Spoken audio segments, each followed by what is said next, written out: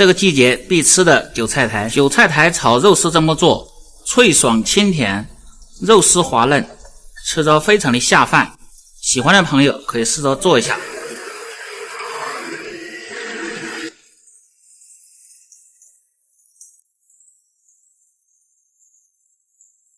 Hello， 大家好，我是刘毅，关注刘毅美食，每天教你一道好吃又实用的家常菜。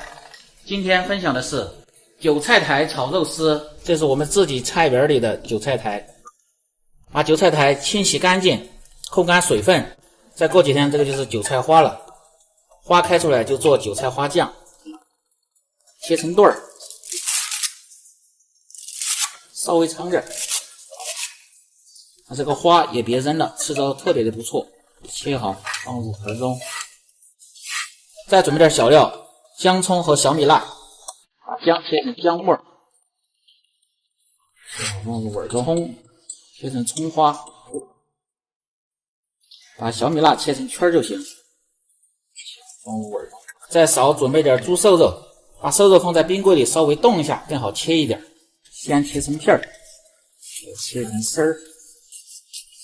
切好放入碗中，把肉丝用水化上，清洗下。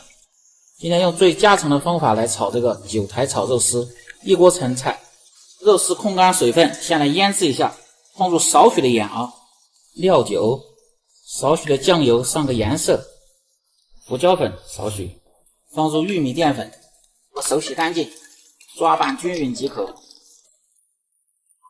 放入适量的色拉油，防止炒的时候粘连。食材已准备好，下面开始操作。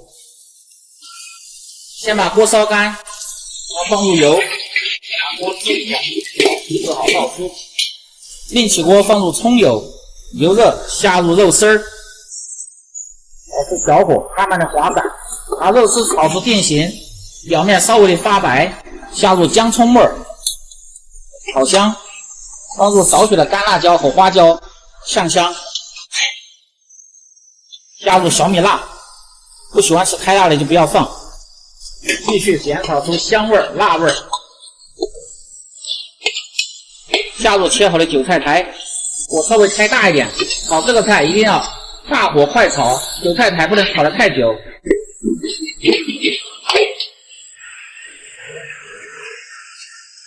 调味盐、鸡精、味精和少许的白糖，开中火把调料炒匀即可，大概炒个5秒钟的时间。放入盆中，炒韭菜苔，切记不要炒得太久，炒熟即可。韭菜苔炒肉丝就做好了，口感清脆香甜，吃着非常的下饭。